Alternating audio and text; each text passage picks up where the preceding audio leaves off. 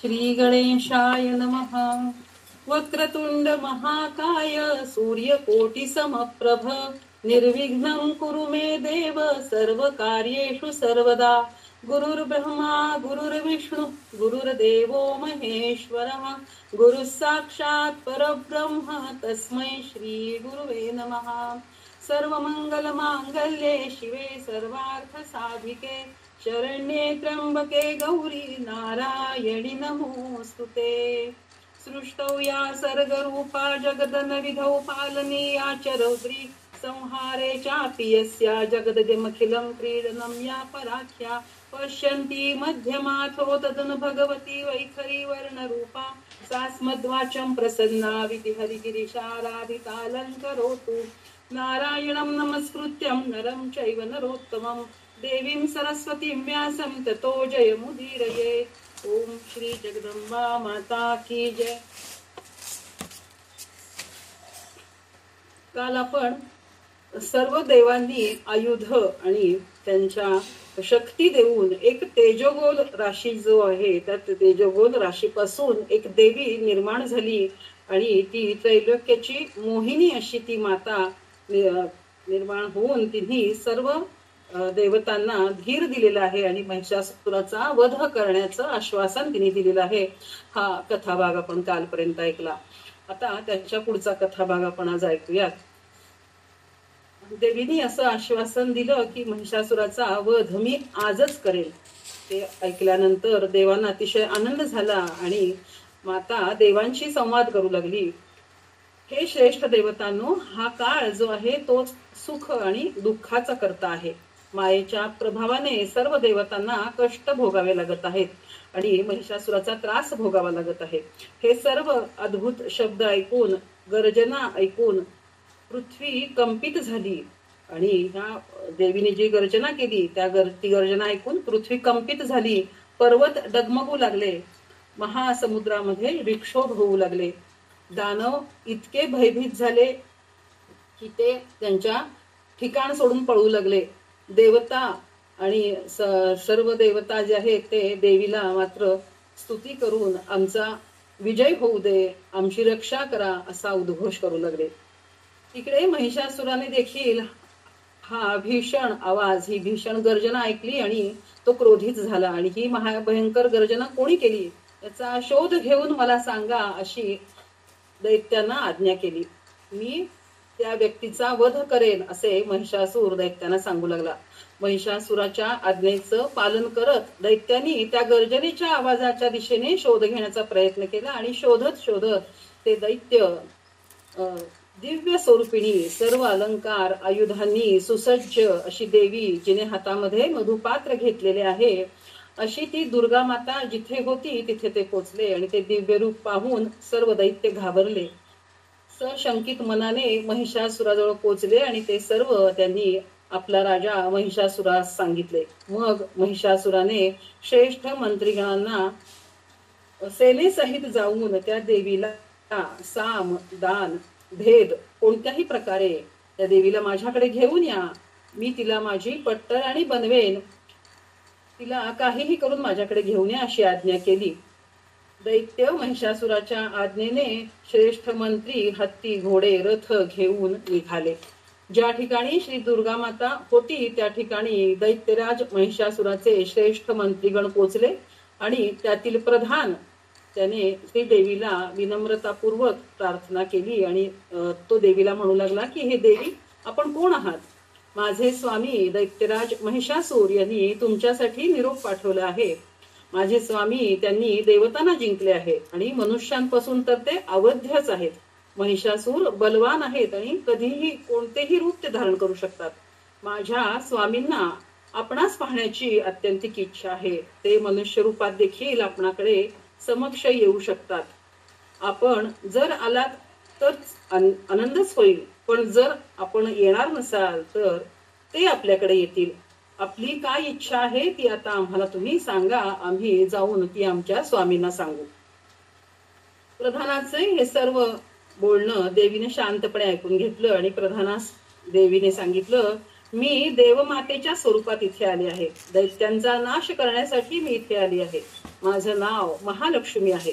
दानवेंद्र महिषासुराच्या त्रासाला कंटाळलेल्या देवतांच्या रक्षणासाठीच मी येथे आलेले आहे. तुम्ही लोकांनी पण माझ्याशी मर्यादेत राहून आदरयुक्त संभाषण केले आहे म्हणून मी शांत आहे. नाहीतर मी माझ्या कालाग्नी समान दृष्टीने तुम्हालाही भस्म केले असते. आता तुम्ही महिषासुराकडे जाऊन माझा निरोप त्याला सांगा. त्याला सांगा, जर तुला जिवंत राहायची इच्छा असेल तर पाताळ लोकात निघून जा, अन्यथा मी तुझ्यासारख्या दुष्ट दैत्याला रणांगणावर मृत्यूदंड देऊन यमपुरीला पाठवेल. त्यामुळे तू ताबडतोब समुद्र सहित पृथ्वीला सोडून पाताळात जा आणि तुला जर खूपच युद्धाची इच्छा असेल तर तुझ्या सर्व महाबली वीरांच्या सैन्यासह घेऊन तू युद्धाला ये. मी तुम्हा सर्वांनाच यमपुरीला पाठवण्यासाठी उत्सुक आहे. ब्रह्माजींनी दिलेल्या वरामुळेच तू उन्मत्त बनलेला आहेस आणि देवतांना त्रास देत आहेस. पण ब्रह्माजींच्याच वरामुळे मी तुझा सर्वनाश करण्यासाठी येथे आली आहे. हा निरोप महिषासुराच्या प्रधानाने ऐकून घेतला, पण त्या मूढाने देवीला एक सामान्य स्त्री समजून देवीला दैत्यराज महिषासुराचे श्रेष्ठत्व सांगण्यास सुरुवात केली आणि तो सांगू लागला की हे देवी, जर तुम्ही अभिमानात चूर होऊन आमच्या राजांबरोबर युद्ध करण्याचे ठरवत असाल तर आपण मोठी चूक करत आहात. आपण आमच्या राजांना सामान्य समजू नका. त्रैलोक्यात त्यांचे नाव गाजत आहे, त्यांचा तुम्ही स्वीकार करा. क्रोध सोडून त्यांच्याशी विवाह करून त्यांची पटराणी व्हा. तसे जर आपण कराल तर तिन्ही लोकांची स्वामिनी होऊन सर्व सुख आपण प्राप्त करू शकाल, असे तो प्रधान देवीला सांगू लागला. हे सर्व बोलणं शांतपणे ऐकून देवी माता प्रधानाला महिषासुराला निरोप देण्यास सांगू लागते की तू आता शीघ्र महिषासुराकडे जा. तुझी बुद्धी ही तुझ्या स्वामीसारखीच पशुवत झाली आहे हे मला कळले आहे. आता तू जाऊन सांग त्या महिषासुराला की तू जर जिवंत राहू इच्छित असलास तर पाताळ लोकात जा आणि मरणाची इच्छा असेल तर युद्धाला तयार हो. प्रधान तेथून दैत्यराज महिषासुराकडे देवीचा निरोप घेऊन जातो आणि देवी बद्दल आणि देवीचा निरोप हा महिषासुराला सांगतो. प्रधान महिषासुराला सांगू लागतो, हे राजा, सुंदर रूपाची 18 हातांची सिंहावर आरूढ झालेली उत्तम प्रकारची आयुधे धारण केलेली अशी मनोहर एक स्त्री तिथे आहे. तिला मी आपली पटराणी होण्यासाठी प्रार्थना केली, पण तिने याची काहीच दखल न घेता अहंकारयुक्त वाणीने आपला अपमान करत आपल्याला पाताळात जाऊन राहण्यास सांगितले आहे. ती स्त्री स्वतः बलाने उन्मत्त आहे. तर आता आपण नेमके काय करावे मला समजेना, म्हणून मी पुन्हा आपल्याकडे परत आलेलो आहे. प्रधानाचं हे वक्तव्य ऐकून महिषासुराने त्यांच्या ज्येष्ठ मंत्र्याची एक बैठक बोलावली आणि प्रधानाने सांगितलेले सर्व वर्णन त्या सर्व मंत्र्यांना महिषासुराने सांगितले आणि आता तुम्ही मला याबद्दल मार्गदर्शन करा असं त्या श्रेष्ठ मंत्र्यांना महिषासुराने विनंती केली. त्या सगळ्या ज्येष्ठ श्रेष्ठ दैत्यांमध्ये विरूपाक्ष, ताम्र, दुर्धर, दुर्मुख, बिडालाख्य असे अनेक दैत्यराज सामील होते. त्या प्रत्येकानेच आपापले मत मला सांगावं, मी काय करावं असं महिषासूर त्यांना सगळ्यांना सांगतो. मग एक एक जो ज्येष्ठ श्रेष्ठ असा दैत्य एक एक जण ते बोलायला लागतात.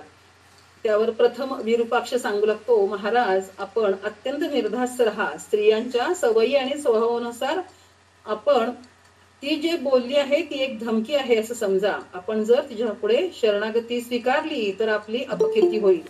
त्यामुळे खरे तर आपण त्या स्त्रीकडे न जाता तुमच्या वतीने मी तिच्याकडे जाईन आणि मी एकटाच तिचा नाश करून किंवा जिवंतपणे नागपाशात बांधून तुमच्या चरणाशी मी तिला घेऊन येईल. तुम्ही माझा पराक्रम पाहाच.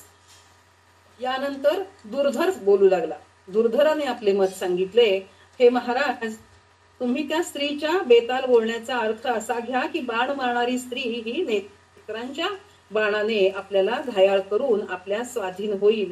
तुम्हाला रणमयी शय्येवर ठार मारेल, म्हणजेच ती मदगर्विता आपल्याला प्रेमात पाडून आपल्याला ठार करेल असे समजा.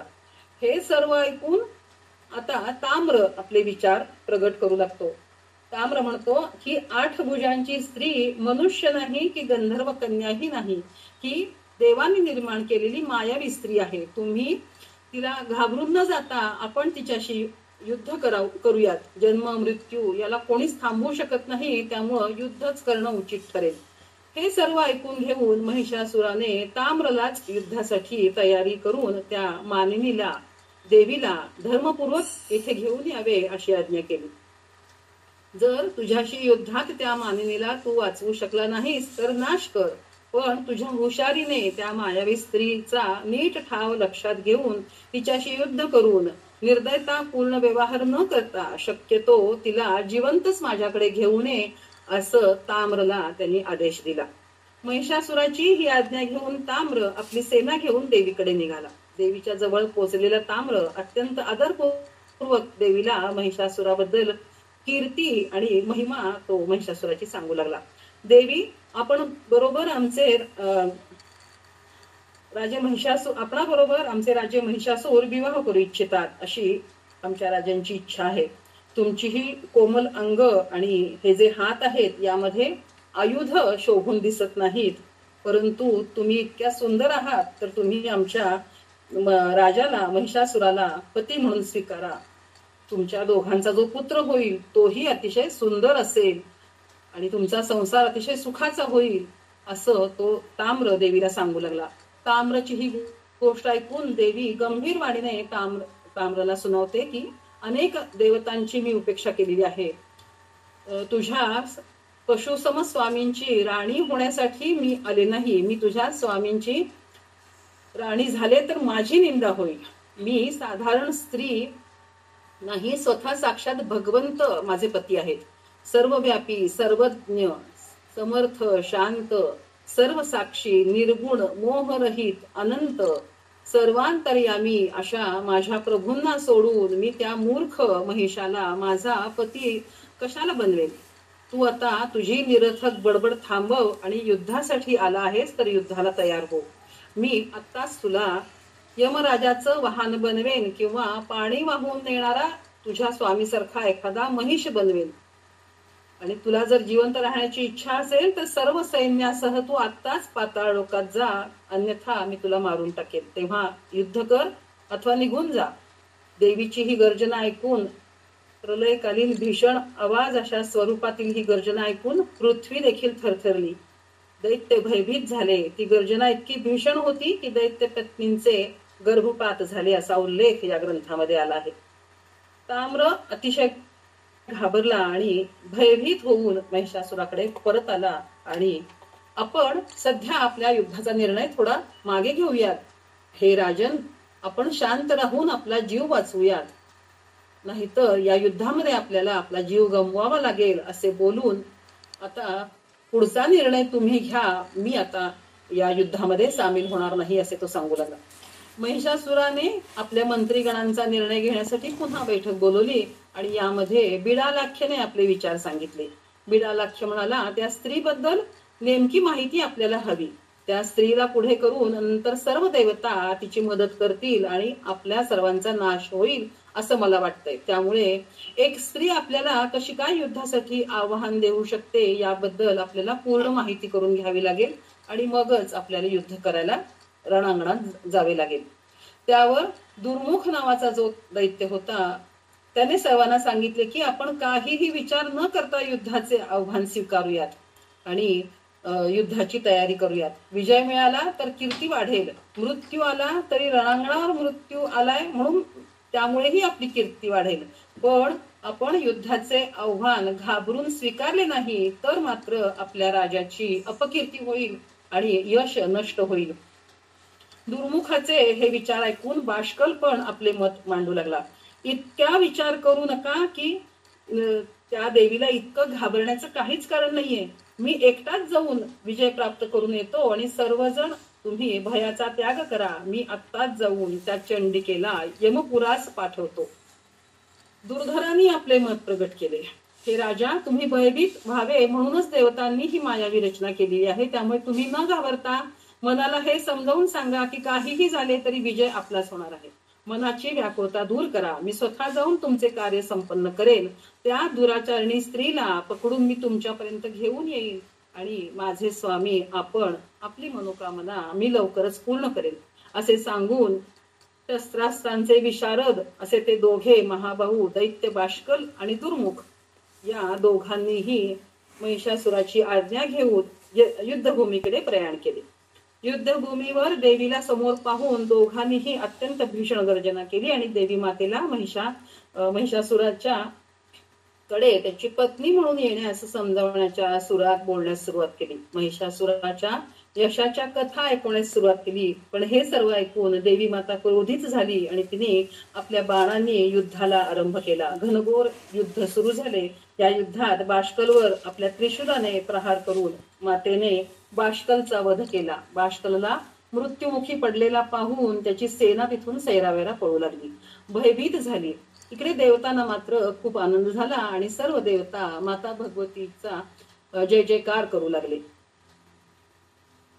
बाष्कलचा मृत्यू झालेला पाहून नंतर दुर्मुख त्वेषाने रणांगणावर श्रीदेवीच्या समोर युद्धासाठी सज्ज होऊन आला. आता दुर्मुख आणि देवीमध्ये बाण, शक्ती, गदा, मुसल आणि तोमर अशा शस्त्रास्त्रांनी एकमेकांवर प्रहार करत घनघोर युद्ध सुरू झाले. रक्ताची नदी वाहू लागली, जणू काही इतका रक्तपात झाला. युद्धातील रणभूमीवर सैन्यातील असुरांच्या प्रेतांचा खच पडला. त्या भोवती मांसाहारी प्राण्यांचा गराडा पडला. जसे वैतरणी नदीचं वर्णन येतंय तसंच रक्त आणि मांसाच्या नदीचं वर्णन या ग्रंथामध्ये तिथं आलेलं आहे. त्यातून अतिशय दुर्गंधयुक्त हवा सगळीकडे पसरलेली होती. देवीला आता दुर्मुख पुन्हा महिषासूर राजाला शरण येण्याचा आणि त्यांची पत्नी होण्याचा तो पुन्हा विनंती करू लागला. त्यावेळी मात्र देवीने अत्यंत क्रोधित होऊन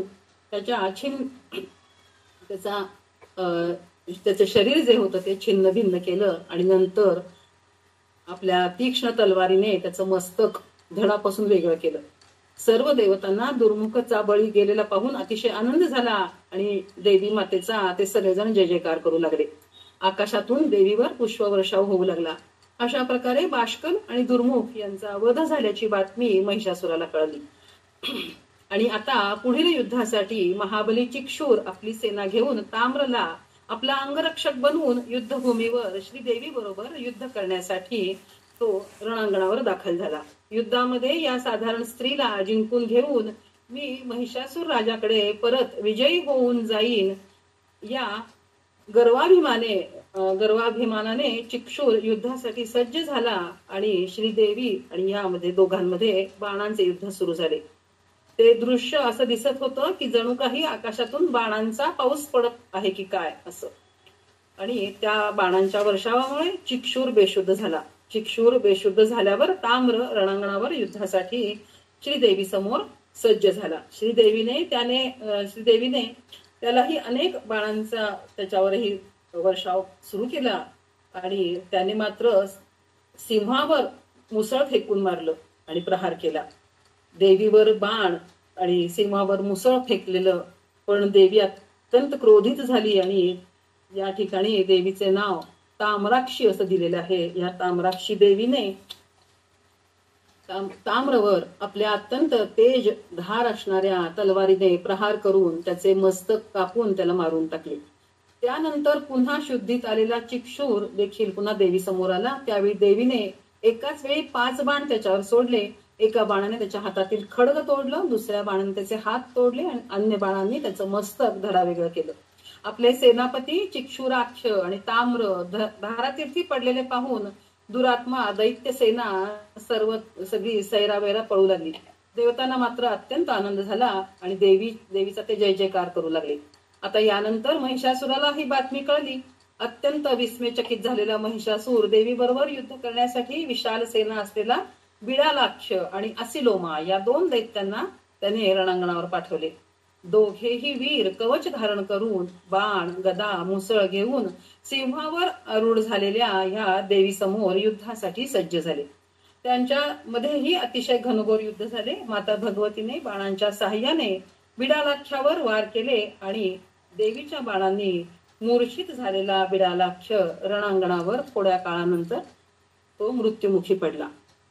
त्याच्यानंतर असिलोमाने देवीवर गदा प्रहार करण्यास सुरुवात केली आणि देवीच्या सिंहावर देखील त्यांनी प्रहार केला. सिंहाने देखील त्या दैत्यावर हल्ला केला आणि नखाने त्याच्या वक्षस्थळावर प्रहार केला. त्याने पण मग पेशाने देवीवर गदेने हल्ला केला. त्यावेळी देवीने तेजोमय तळपत्या तलवारीने असिलोमाचे मस्तक धडापासून वेगळे केले. देवीचा विजय झाल्यावर सर्व देवता जय जयकार करू लागले. किन्नर देवीचे यशोगान गाऊ लागले. देवता देवीची स्तुती करू लागले. सिंहाने देखील सैन्यावर हल्ला केला आणि त्या उरलेलं दैत्य सैन्य जे होतं ते छिन्न छिन्न केलं. काहींना खाऊन टाकलं, काहींना अपंग केलं. त्यानंतर अंगभंग झालेले हे दैत्य सैन्य रक्षण करा, रक्षण करा असे जोर जोरात ओरडत महिषासुराकडे आले. बिडालाख्य, असिलोमा यांच्या वधाची बातमी महिषासुराला त्या दैत्य सैनिकांनी सांगितली. त्या सैनिकांची ही गोष्ट ऐकून महिष राजा आता क्रोधित झाला आणि सारथ्याला त्याने माझा रथ तयार कर असे सांगितले. त्या 1000 गाढवांच्या रथात बसून शस्त्रास्त्रांनी सुसज्ज अशा रथात स्वतः राजा महिष हा मनुष्याचे रूप घेऊन देवीशी युद्ध करण्यासाठी रणांगणावर दाखल झाला. मनुष्याचे रूप त्याने एवढ्यासाठीच घेतले की आतापर्यंत सौंदर्यवती देवीचे वर्णन त्याने सर्व दैत्यराजांकडून ऐकलेले होते आणि आता मला जर या सौंदर्यवती देवीने अशा या रूपवान देवीने जर मला म्हशीच्या रूपात 2 शिंग असलेलं असं माझं रूप जर बघितलं तर देवी मला बघून दुःखी होईल आणि माझा विचार जर कधी तिने पती म्हणून जर करायचा विचार जरी केला तर ती माझे हे रूप बघून दुःखी झाल्याने माझा ती पती म्हणून स्वीकार करणार नाही अशी भावना त्याच्या मनात उत्पन्न झाली आणि त्यांनी अतिशय रुबाबदार अशा कामदेवाला पण लाजवेल अशा सुंदर पुरुषाचं रूप घेतलं. आयुधांनी परिपूर्ण अशा वेशात देवी समोर आपल्या विशाल सेनेला घेऊन महिषासूर इथे रणांगणावर उपस्थित झाला. स्वतः त्याने देवीच्या रूपाची अतिशय स्तुती केली आणि माझी पट्टराणी हो अशी परोपरी देवीला विनवणी केली. माझ्या बरोबर पत्नी म्हणून राहशील तर त्रैलोक्याचे वैभव मी तुझ्या पायाशी वाहीन, स्वतःला तुझा दास म्हणून घेईल. इतकी प्रलोभन दाखवत देवीची स्तुती त्यांनी केली आणि शेवटी तर त्याने रणांगणावर देवीला मंदोदरी सारखी तू अभागी होशील, जसे मंदोदरीने सुख अभेरले आणि पश्चाताप दग्ध झाली तशीच वेळ तुझ्यावर देखील येईल आणि मग तुला रस्त्यावर चालणाऱ्या कोणत्याही पुरुषाला आपला पती बनवून दिवस काढावे लागतील अशी एक कथा समजावण्याच्या सुरामध्ये सांगण्यास सुरुवात केली. आता ही मंदोदरी कोण असा प्रश्न तिथे जमलेल्या सगळ्याच मुनींना, ऋषीगणांना ही कथा जे सूत मुनी जमलेल्या ऋषीगणांना सांगतात तर त्या सगळ्या ऋषींना पडला आणि मग त्या सगळ्यांनीच प्रश्न विचारला की ही मंदोदरी कोण. मग त्या मंदोदरी बद्दल हा महिषासूरच देवीला सांगतोय अशी कथा इथे या आपल्याला ग्रंथामध्ये ऐकायला मिळते. तर ती कथा आता आपण ऐकूया. प्राचीन काळची कथा आहे. सिंहल देशावर चंद्रसेन नावाचा एक राजा राज्य करीत होता. हा राजा अतिशय धर्मात्मा, शांत स्वभावाचा, प्रजेवर पुत्रवत प्रेम करणारा, न्यायी, सत्यवादी, वीर, सर्व शास्त्र पारंगत तसेच सर्व विद्या विभूषित असा उत्तम शासक होता. त्याची पत्नी, तिचे नाव गुणवती. गुणवती देखील त्याला शोभणारी, सर्व लक्षणं संपन्न अशी होती. नावाप्रमाणेच ती गुणवती होती. त्या दोघांना 2 सुंदर कन्या होत्या. एकीचे नाव होते मंदोदरी आणि दुसरीचे नाव होते इंदुमती. दोघीही कलाकलाने दोघीही त्या राजकन्या मोठ्या होत होत्या. त्या काळात 10 वर्षाच्या मुलीचा विवाह करायची अशी पद्धत होती. त्यानुसार या राजा आणि राणीने आपल्या मोठ्या मुलीचा म्हणजे मंदोदरीचा, जी नक्षत्राप्रमाणे अतिशय सुंदर होती, अशा कन्येचा विवाह करण्याचे ठरवले.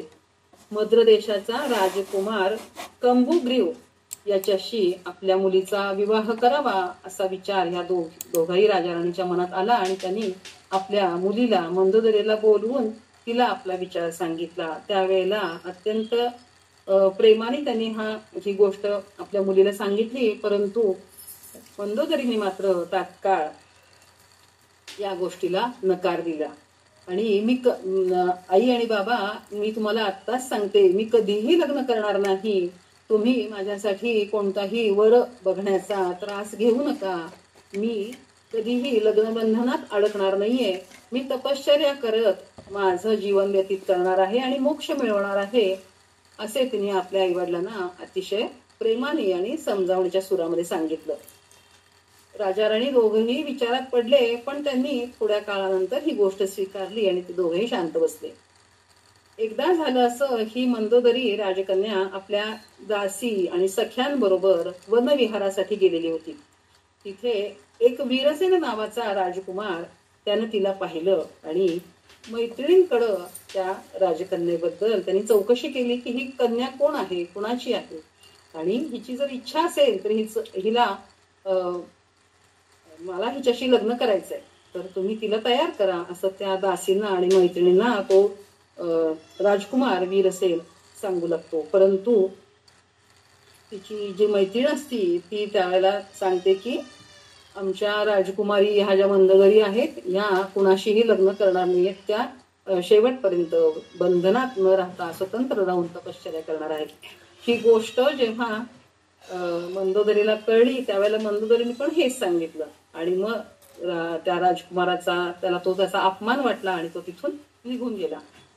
झालं असं, थोड्या दिवसांनंतर इंदुमती ही मोठी झाली, तिची धाकटी बहीण मंदोदरीची, तीही मोठी झाली आणि तिचंही लग्न करण्याचा विचार ह्या राजा राणींच्या मनामध्ये येऊ लागला. पण यावेळेला त्यांनी स्वयंवर करण्याचं ठरवलं आणि स्वयंवर त्यासाठी जे काही सगळं लागतं, मंडप घातला, राजकुमारांना बोलवणी पाठवली आसपासच्या सगळ्या, आणि ती स्वयंवराची तयारी अतिशय उत्तम प्रकारे राजाने केलेली आहे. आणि त्या लहान बहीण जी आहे मंदोदरीची इंदुमती, तिला स्वयंवरामध्ये तिला उपस्थित केलेलं आहे. त्यावेळेला इंदुमतीने एका कुलीन रूपवान अशा बलशाली लक्षणे अशा राजकुमाराला आपला पती म्हणून तिने निवडलेला आहे आणि त्याच्याबरोबर तिने विवाह करायची इच्छा आपल्या वडिलांना बोलून दाखवली.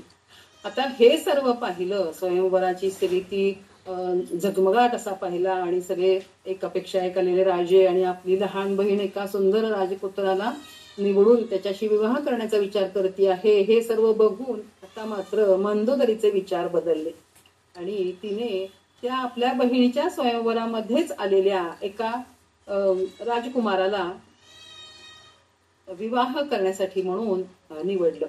पण झालं असं की हा जो तिने निवडलेला राजकुमार होता तो अतिशय लोभी, कामातूर असा मद्र नरेश चारुदेशण हा तो राजकुमार अतिशय विलासी होता. परंतु आपल्या मुलीचं लग्न होतंय ही गोष्ट राजाला त्यांनी इतकं पटकन तो विचार स्वीकारला की त्या दोन्हीही मुलींचं लग्न त्यांनी अतिशय थाटामाटात लावून दिलं. आपल्या मुलींच्या लग्नाची जबाबदारी त्यांनी अगदी छान पार पाडली. मंदोदरीचा पती चारुदेशण विलासी आणि कामासक्त होता. त्याचा अनेक दासींबरोबर सहवास असलेला पाहून मंदोदरीला धक्का बसला आणि तिने दुःखातिशयाने जीव देण्याचा प्रयत्न केला.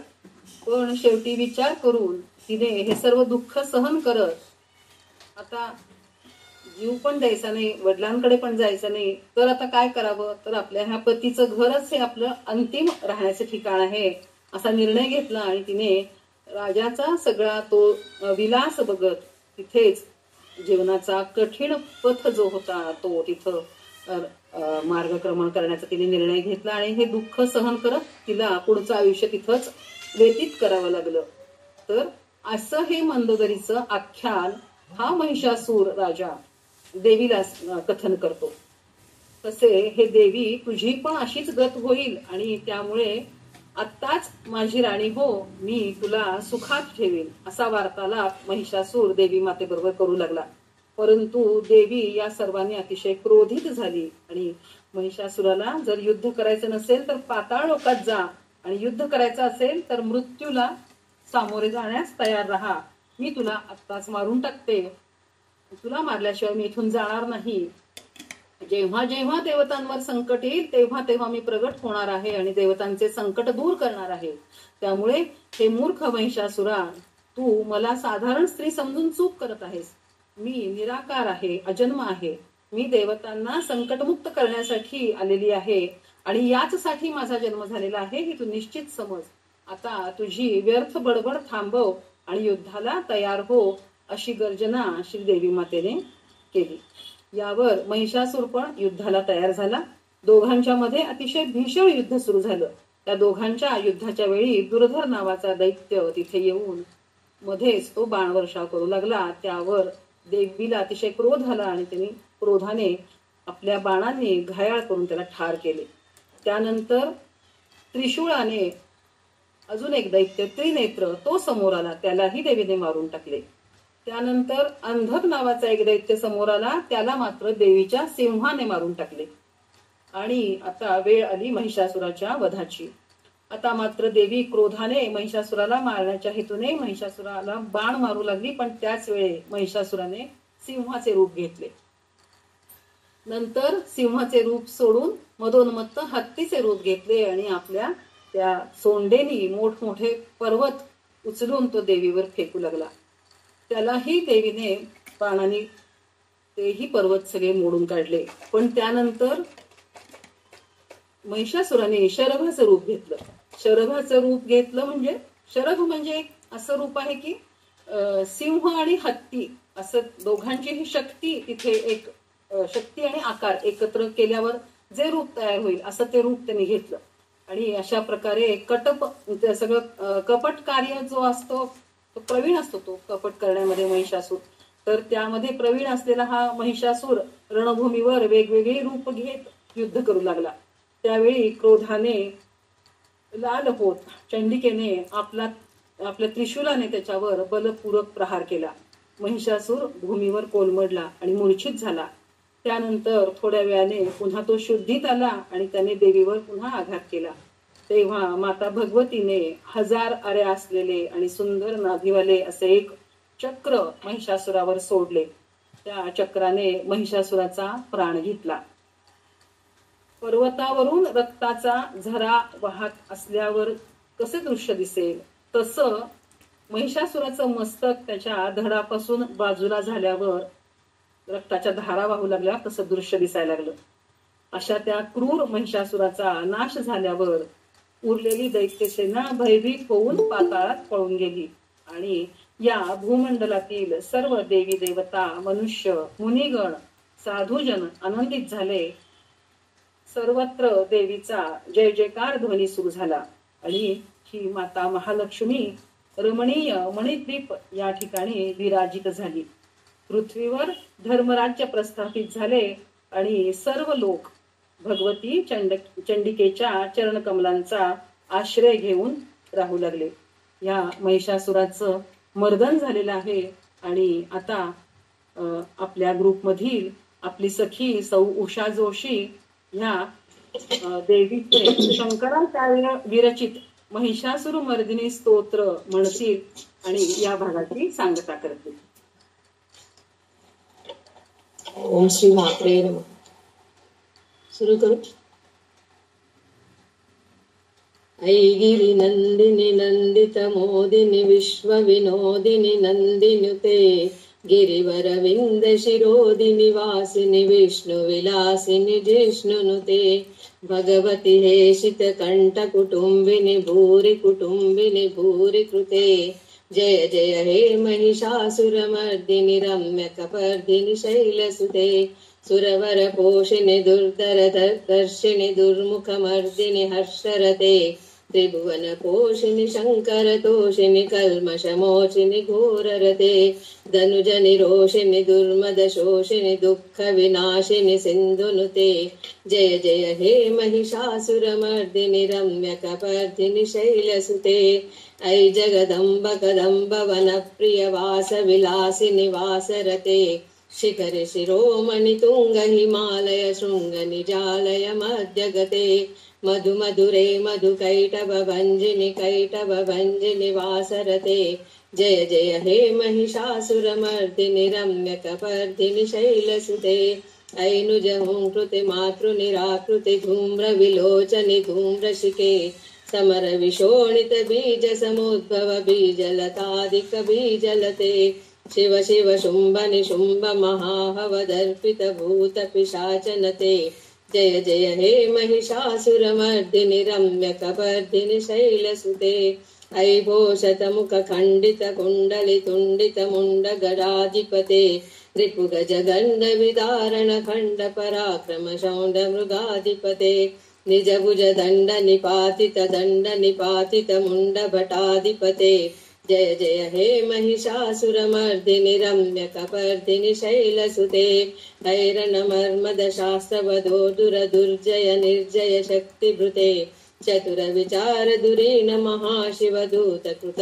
प्रमदाधिपते दरित दुरीह दुराशय दुर्मद दानवदूत दुरंत गते जय जय हे महिषासुरमर्दिनि रम्यकपर्दिनि शैलसुते ऐ शरणागत वैरि वधूवर कीरवराभय दान करे त्रिभुवन मस्तक शूल विरोधि निरोध कृतामल शूल करे दुर्निमितावर दुंदु विनाद मुहुर्मुखरीकृत दीन करे जय जय हे महिषासुरमर्दिनि रम्यकपर्दिनि शैलसुते सुरल नागत देयित ताल निमित्त जलास्य रते ककुभाम्बति वरदोंगद तालक ताल कुतूहल नादरते दिम दिम दिमिकिट दिम दिम त्वध्वनि धीर मृदंग निनादरते जय जय हे महिषासुरमर्दिनि रम्यकपर्दिनि शैलसुते जन जन जन हींकृत नूपुर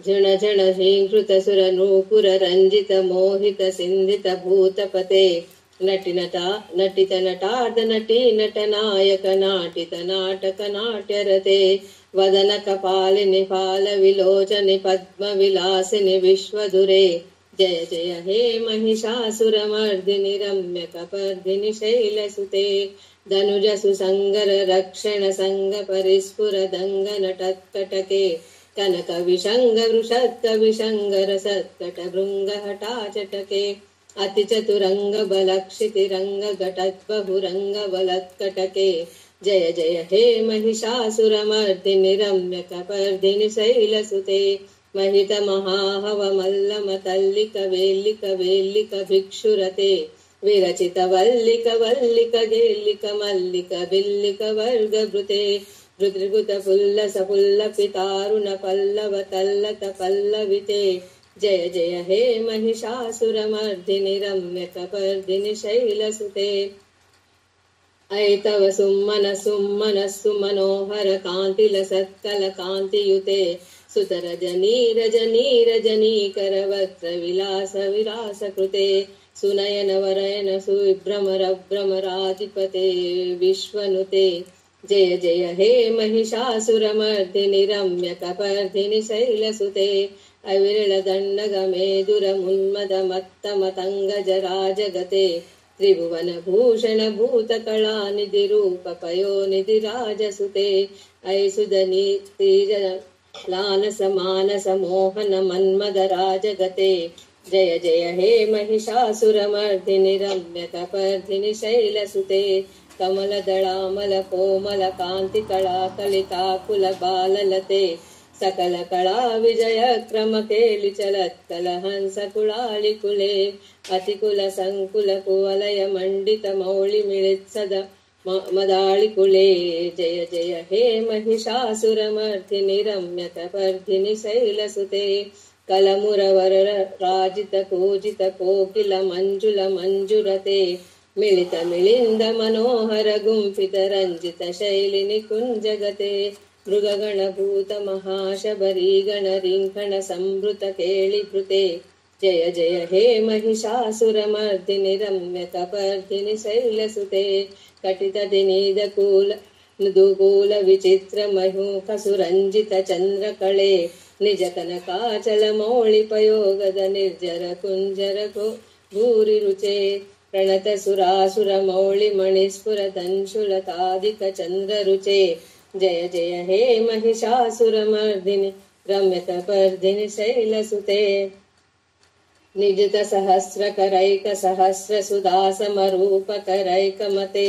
कृत सुत तारक संग सुतारक तारक सागर संगनुते गजमुख षण्मुख रंजित पाश सुशोभित मानस कंजपुटे जय जय हे महिषासुरमर्दिनि रम्य कपर्दिनि शैलसुते पदकमलं कमलानिलये परिवस्यति योनुनदिन्न शिवे ऐ कमले विमले कमलानिलशीकर सेव्य मुखाब्ज शिवे तव पदमध्य हि शिवदं दृष्टिपदङ्गतमस्तुमभिन्न शिवे जय जय हे महिषासुरमर्दिनि रम्य कपर्दिनि शैलसुते जय जय हे महिषासुरमर्दिनि रम्य कपर्दिनि शैलसुते जय जय हे महिषासुरमर्दिनि रम्य कपर्दिनि शैलसुते सुतिमति स्थितिमतस्तु समाधिना नियमितो यमितो सुदिनं पठेत् परमया रमया सतु सेवते परिजनोऽपि जनोऽपि सदं भवेत् इति श्रीमच्छङ्कराचार्य विरचित महिषासुरमर्दिनी सम्पूर्णम्। ओम श्री मात्रे नमः।